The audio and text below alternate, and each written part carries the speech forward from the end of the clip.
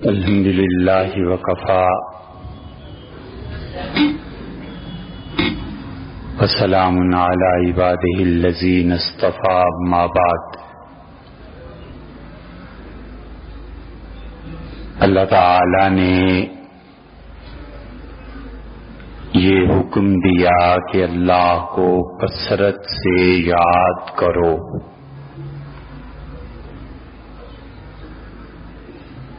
اور اللہ نے فرمایا کہ والذین آمنوا اشد حبا للہ، اور جن لوگوں کو ایمان نصیب ہے انہیں اللہ سے شدید محبت ہے،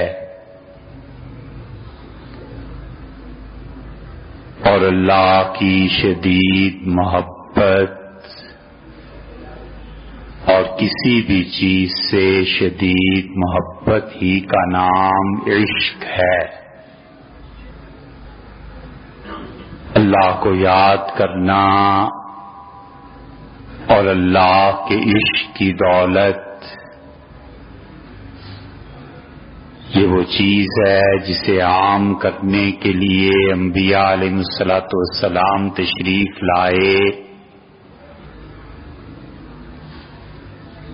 اور اللہ نے لوگوں سے یہ مطالبہ کیا ہے کہ وہ اللہ کی محبت میں اپنے آپ کو فنا کر دیں۔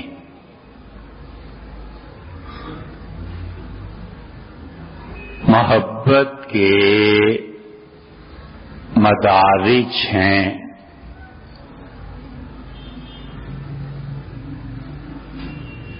اور اللہ نے ہجر کی دولت کو عام فرمایا، اور اس نے بڑا کرم کیا کہ موت رکھی، اس نے بڑا فضل فرمایا کہ جدائی رکھی، اور اس نے بہت احسان کیا کہ وصال کو مشکل رکھا۔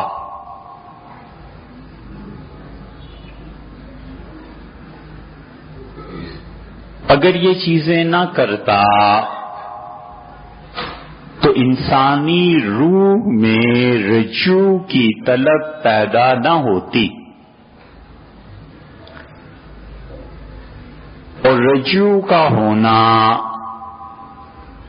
اور روح کا اللہ کو یاد کرنا، یہ وہ دولت ہے کہ جب موت واقع ہوتی ہے تو انسان مرنے والے کی یاد میں روتا ہے، اور ایسا روتا ہے کہ کہتا ہے دوستوں سے کہ اس کے ساتھ ہی کہیں میری قبر بھی بنا دو۔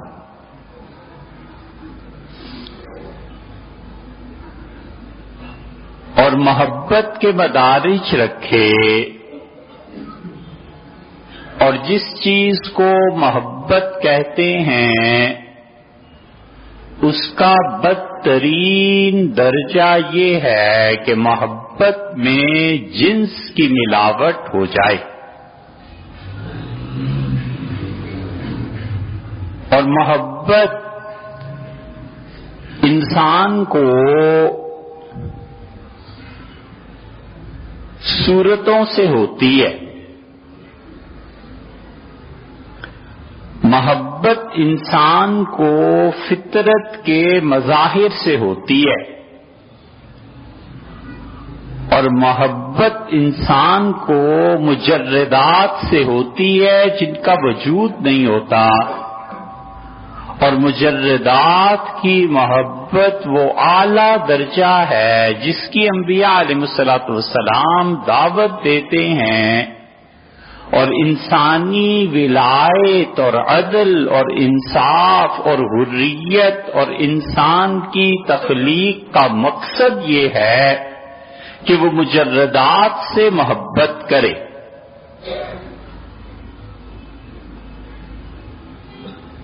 اس لیے محبت میں جب جنس کی ملاوٹ ہو تو اس کی بدترین قسم وہ ہے جو ہمارے زمانے میں بہت ظہور پذیر ہوئی، اور گیز اور لیسبینز اور یہ چیزیں عام ہوئی، اور اسی کو مولانا روم مثنوی میں کہتے ہیں کہ یہ محبت نہیں ہے، ای فساد خوردن گندم بود۔ یہ ساری محبت کے نشے گندم کھانے سے پیدا ہوتے ہیں۔ 4 دن فاقہ لگ جائے تو بدترین صورت انسان بنا دے، سیدھا ہو جائے کہ کھانے کو ملتا نہیں اور کن کاموں میں پڑا ہوا ہے۔ اور اس سے ذرا سا اوپر اٹھ کے اللہ کو معلوم ہے کہ انسان اس کے بغیر صبر نہیں کر سکتا، تو اللہ نے اس کی حیثیت قانونی طور پر کر دی اور فرمایا کہ نکاح کر لو۔ یہاں فطرت مسخ ہو رہی تھی، اس کو فطرت کے مطابق کر دیا اور کہا عورت اور مرد یہ نیچرل چیز ہے، طبیعی چیز ہے، بیوی سے محبت، عورتوں سے محبت یہ صحیح ہے، لیکن فطرت کے مطابق۔ جب فطرت سے ہٹ جاؤ گے تو وہ عشق اور محبت نہیں ہے، وہ محبت در حقیقت گندم اور پیٹ بھرے کا فساد ہے، دولت کا نشہ ہے۔ اور پھر صورتوں سے محبت، کہ جو صورت اچھی لگی اپنا وقت اس کو دے دیا، جو صورت اچھی لگی اپنی دولت اس پر خرچ کر دی۔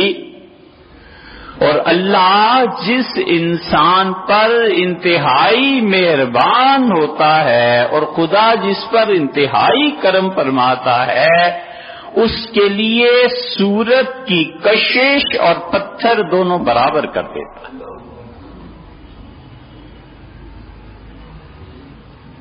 معروف کرخی رحمہ اللہ کسی طرح امام ابو یوسف اور امام محمد رحمہ اللہ سے کم نہیں تھے، فرق اتنا تھا کہ ان لوگوں پر تفقہ اور قانون غالب آ گیا، اور کرخی پر عقلیات اور ولایت کبریٰ غالب آئی، اور اللہ کے بڑے دوستوں میں سے تھے۔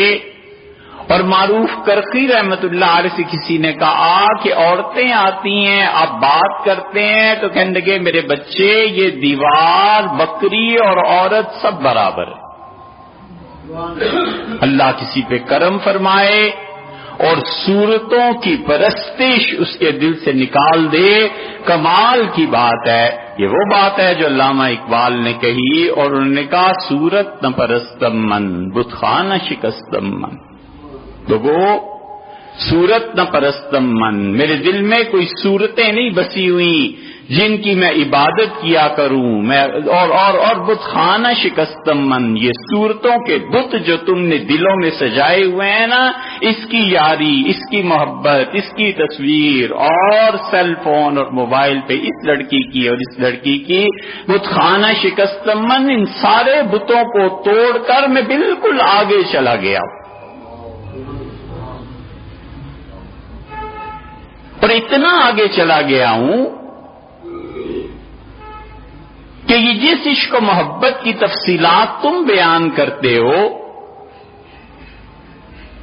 اس عقل نے مجھے ہمیشہ محروم رکھا، اور عقل نے تباہ کیا۔ از عشق ہو ویدا شد، اے نکتہ کے ہستم من، میرے عشق کے الہی نے مجھے بتایا کہ اقبال تیرا اپنا بھی کوئی وجود ہے، اور وہ اللہ کی ذات مطلق کے لیے، ان صورتوں کے لیے نہیں ہے۔ اس لیے یہ بھی محبت کی ایک کیفیت ہے، اور آدمی اس سے بھی بلند جب سفر کرتا ہے تو ایک محبت وہ ہے جو اس کو فطرت کے مظاہر سے ہوتی ہے، اور یہ پاکیزگی کی علامت ہے۔ فطرت کے مظاہر سے محبت کرتا ہے، پانی رواں ہے، کتنا اچھا لگتا ہے، بلند و بالا پہاڑ ہیں، بڑا خوش ہوتا ہے، ہائکنگ پہ نکل جاتا ہے، تازہ ہوا میں سانس لیتا ہے. اسی طرح قدرت کے مناظر، سردی اور گرمی، موسم کو انجوائے کرتا ہے. کہتا ہے پروردگار نے کیسا فضل فرمایا. اللہ ان فطرت کے اپنے مظاہر کو کہتا ہے یہ میری دلیل ہے، ان پہ غور کرو اور مجھ تک پہنچو.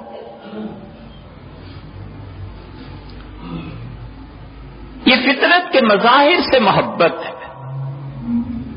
اور صورت پرستی سے یہ محبت ہزارہا درجے بہتر ہے.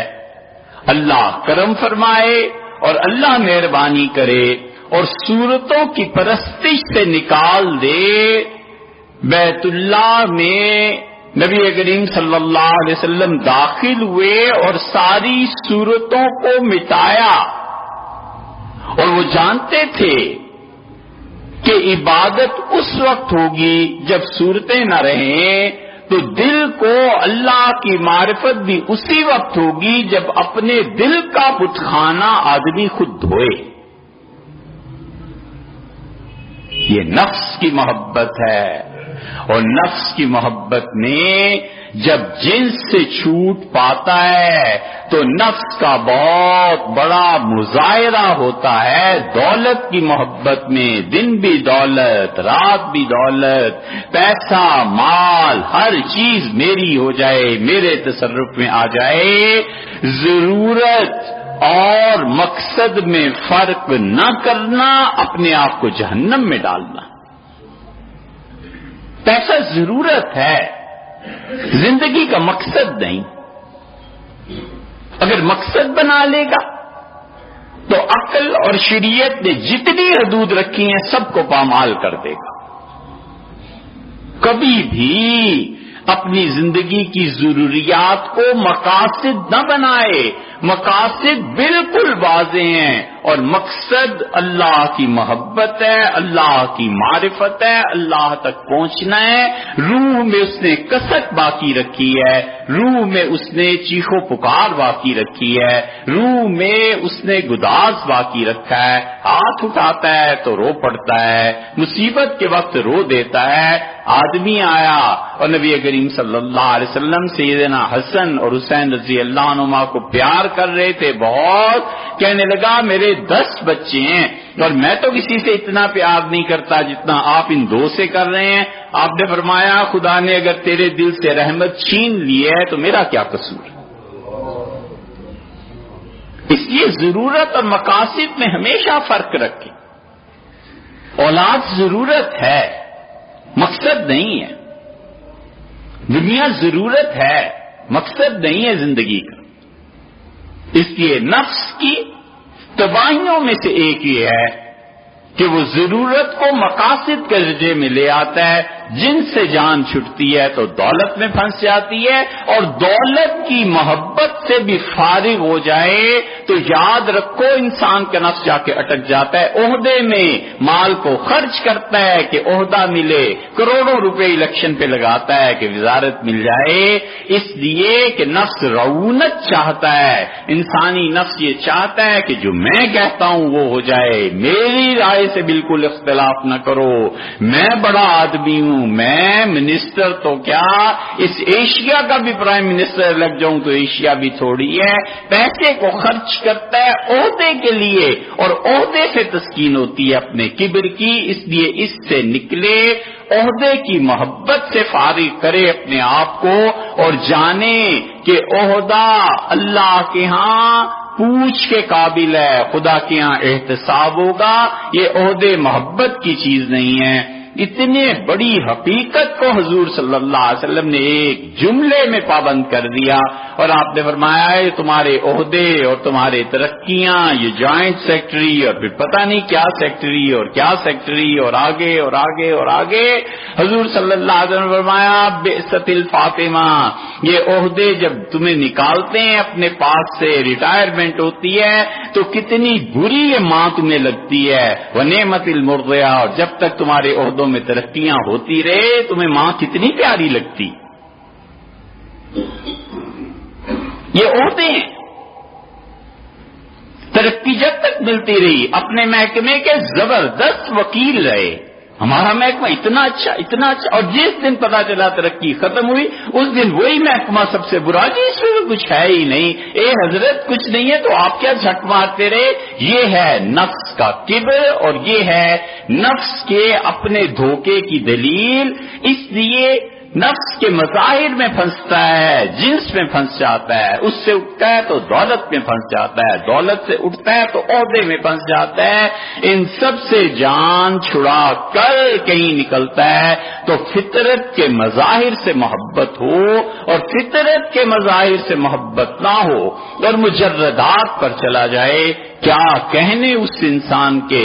مجردات کا مطلب یہ ہے کہ وہ چیزیں جن کا ظاہر میں وجود نہیں ہے ان کی محبت انسان میں جب پیدا ہوتی ہے، یہ لوگ ہیں جو کمال کے لوگ ہیں۔ آپ کبھی غور کریں، لفٹ بند ہو جائے، ایک آدمی لفٹ میں نیچے آ رہا ہے، بند ہو جائے، طبیعت گھبرانے لگتی ہے، دروازہ کھٹکھٹاتا ہے، اس لیے کہ اس انسان کو آزادی سے محبت ہے۔ ایک آدمی کی طبیعت میں انصاف غالب ہے، وہ کہتا ہے پوری دنیا میں انصاف ہونا چاہیے، میری ذات کے ساتھ بھی، ہر مظلوم کے ساتھ، اس کو انصاف سے محبت ہے۔ یہ انصاف کا نام ہم کہتے ہیں، یہ مجرد ہے، اس کی کوئی صورت نہیں ہے۔ ایک آدمی کو عدل سے محبت ہے، ایک آدمی کو شجاعت سے محبت ہے، یہ آدمی شجیع اور دلیر ہے۔ پہلا بیٹا پیدا ہوا اور حضور صلی اللہ علیہ وسلم کیا نام رکھ رہے ہیں؟ کہ اللہ کے رسول حرب نام رکھیں گے۔ آپ نے کہا نہیں علی، اس کا نام تو ہم حسن رکھیں گے۔ دوسرا بیٹا پیدا ہوا، فرمایا اس کا کیا نام؟ کہ اللہ کے رسول حرب نام رکھیں گے، جنگ، لڑائی۔ فرمایا نہیں، یہ تو حسین ہے۔ سیدنا علی رضی اللہ عنہ کو شجاعت سے محبت تھی، یہ مجردات کی محبت ہے۔ اور جس انسان کی طبیعت پر مجردات کی محبت غالب آ جاتی ہے، یہ مجردات کی محبت کوئی صورت نہیں ہے، عدل سے محبت ہے، انصاف سے محبت ہے، حریت اور آزادی سے محبت ہے، زہد سے محبت ہے، اللہ کی معرفت سے محبت ہے، خود اللہ کی محبت سے محبت ہے۔ جب انسان اس درجے میں پہنچتا ہے تو پھر اس کے بعد روح پکارتی ہے اللہ کو اور کہتی ہے کہ جن صورتوں سے جان چھڑا کر مجرد تک پہنچے ہو، اب اس سے بھی ترقی کرو اور اس ذات سے محبت کرو جس کی کوئی صورت نہیں، جو زمانے میں قید نہیں، جو وجود میں قید نہیں، جو کسی کا پابند نہیں، علی الاطلاق حاکم مطلق ہے، اس کی عبادت کرو، اس کی عبادت کرے، لمبے سجدے کرے، دیر تک رکوع کرے، اللہ کے سامنے جھکا رہے، اس کے ہر فیصلے کو دل سے تسلیم کرے۔ جو مصیبت، جو تکلیف ہے آپ نے تقدیر میں لکھی ہے، بسم اللہ، آپ کا فیصلہ ہے، کچھ نہیں کہتا لیکن مانگتا ہوں کہ امن مل جائے، مانگتا ہوں کہ عافیت مل جائے، اس پہلو کو بھی ہاتھ سے نہ جانے دے اور اس پہلو پہ بھی نظر رکھے کہ میرے مالک کا فیصلہ یہی ہے، ان کا فیصلہ ہے کہ آج یہ کام ہونا ہے، بالکل ٹھیک ہے، آپ کا فیصلہ ہے، میں مانتا ہوں۔ عبادت کرے، خدا کو یاد کرے۔ یہ جتنے افلاطون اور ارسطو اور ان کا فلسفہ پڑھو وہ اس بات پر آ کر رک گئے، یہ عقلی محبت ہے اور اللہ سے محبت عقل سے کرو۔ انبیاء علیہ السلام نے سکھایا، انہوں نے کہا نہیں، اللہ محبوب ہی نہیں ہے تمہارا کہ تم محبت کرو، اللہ محب بھی ہے، اللہ تم سے خود محبت کرتا ہے۔ اللہ نے قرآن میں کہا یحبہم ویحبونہ، صحابہ رضی اللہ عنہم اللہ سے محبت کرتے ہیں اور اللہ صحابہ رضی اللہ عنہم سے محبت کرتا ہے۔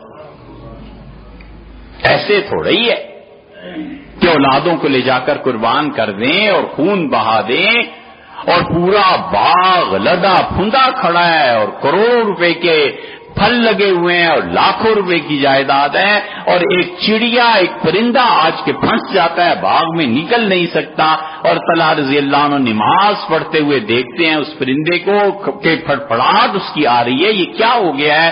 اور نماز کے بعد جا کے رسول اللہ صلی اللہ علیہ وسلم کیا اللہ کے رسول وہ باغ تھا اور پرندہ پھنس گیا، اور میں سوچتا رہا نماز میں کہ یہ کیا ہو رہا ہے، تو میں نے نگاہ اٹھا کر دیکھا، اب میں نے سلام پھیرا تو مجھے یہ خیال آیا کہ یہ جو باغ میری نماز میں اللہ کے علاوہ توجہ کہیں اور لے جاتا ہے، اے اللہ کے رسول میں اس باغ کو خدا کی راہ میں خرچ ہی نہ کر دوں کہ اللہ ہی کی طرف توجہ رہے۔